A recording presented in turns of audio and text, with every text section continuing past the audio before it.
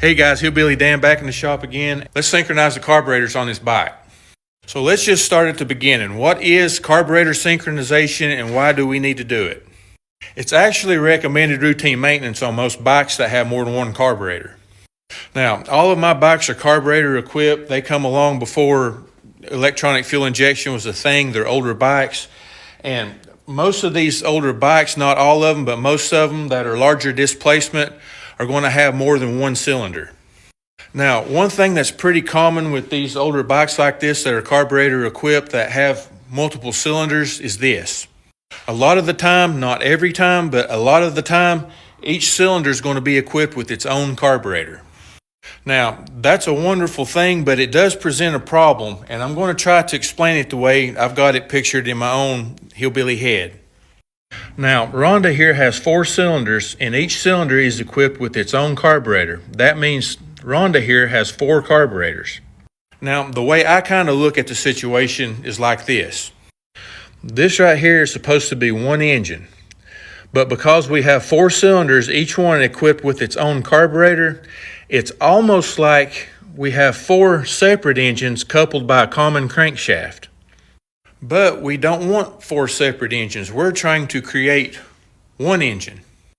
We want all 4 cylinders on this motorcycle doing the same thing at the same time. So what we do when we synchronize the carburetors is this.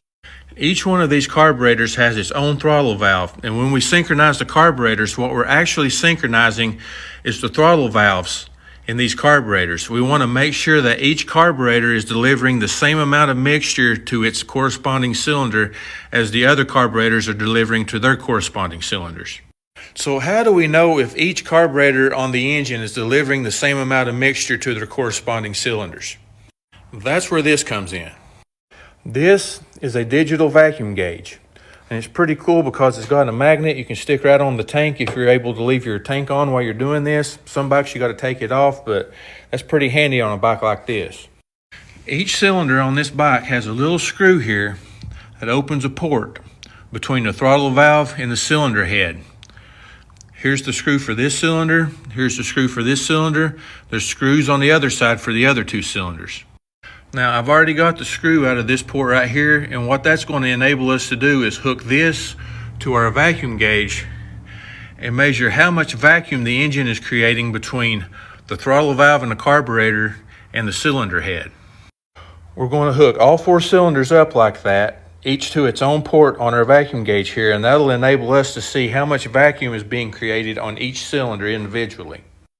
Now, the magic of all this is how far open or how far closed the throttle valve is on a carburetor affects how much vacuum is created between the carburetor itself and the cylinder head.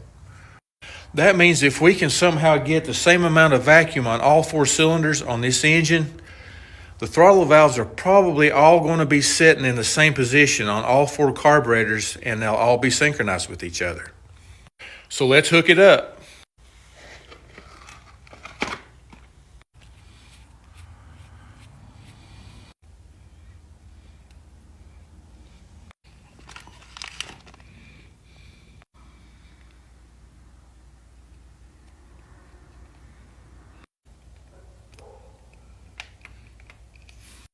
Okay, I've got all my vacuum hoses hooked up. Run up here to my vacuum meter, and I've got channel 1 on the vacuum meter hooked to my base carburetor. Now, the base carburetor is the carburetor that's hooked directly to the throttle. The other 3 carburetors take their motion from the base carburetor, which means we're actually going to be adjusting the other 3 carburetors to the base carburetor. Now, I'm not going to go into a lot of detail on how to actually adjust the carburetors. I am going to say what we're trying to do on this bike is get the vacuum on all 4 cylinders the same at idle speed. Now, there's screws under here that enable us to do that. And what those screws do, and I can't get them on camera because it's so cramped up in here, but what those screws do is give us the ability to adjust each carburetor by itself. And what we're actually adjusting are the throttle valve positions. Like I say, different bikes have different ways of doing it. What you need to do is get a service manual for your bike if you're going to attempt this and follow the instructions to a T. So I'm going to open up the door here and get ready to crank up the bike and set the idle speed. All right, I got my main shop door open, so maybe I won't smother. And I'm going to turn on the vacuum meter and let it calibrate itself.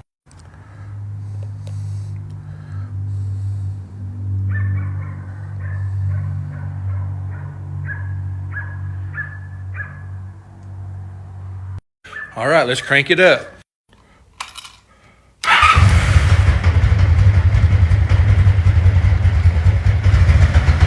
I'm going to let it warm up enough to idle consistently. Okay, this right here is my base carburetor, 181, and there's the rest of my cylinders. So we got a little bit of work to do. Right here, this is our engine speed in RPM. This thing's, I think, supposed to idle around 1,000 RPM, so I'm going to try to keep it around that. Let's adjust. Okay, I've got these two cylinders pretty close here, but it dropped my idle speed, so I need to readjust that now. Okay, I'm back up around 1,000 RPM. I can move on to my other two cylinders. Okay, now I've adjusted that cylinder there, and I've got it pretty close to the other two, but it made my engine idle up, so now I've got to idle it back down where I want it. Okay, I've got my idle speed reset. I've got my first three cylinders pretty well in sync with each other, but I've got one cylinder to go. Now, this is a 6-channel tool, so there's 6 different readouts here, but we're not using these two, so they're not really hooked to anything. Okay, I'd say that's pretty close. Now, one thing I do want to mention is it's good to do this in between every adjustment, just to make sure you got all the slack out of everything and everything's kind of settled because you have moved it. And one thing that I do like to do before I button everything up is shut the engine off and give the throttle a couple of hits like that, let it slam shut, and then fire it back up again and see what kind of reading I'm getting on my vacuum gauges. Okay, I've shut the engine off and let the throttle slam shut a few times, and it still looks like it's pretty close, so I think we're done. Now we just got to take our hoses off, take our adapters out, and put our screws back in there to plug off our ports, and we're good to go. All right, got all my vacuum ports plugged off. Let's crank it up and see what she sounds like now. Now, I don't know if you guys can tell or not, but it idles a lot better than it did.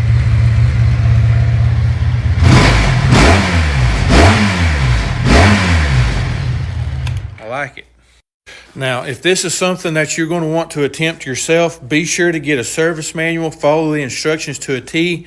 And if you want one of these tools here, it's a pretty cool tool. The tool is called the DigiSync. And when you get one, you scan a QR code here and get the owner's manual. Everything's online. I'm pretty happy with this tool. Sure beats having to calibrate the old gauges I had every time. So check it out, guys. I hope you enjoyed it. If you have anything to add, anything to correct that I've said, any kind of advice, please leave it in the comments. I'm here to learn just like everyone else. I don't know everything. You'll be helping us all out by doing that, and I welcome that kind of thing. Remember, God loves you. I appreciate you. Catch you guys next time.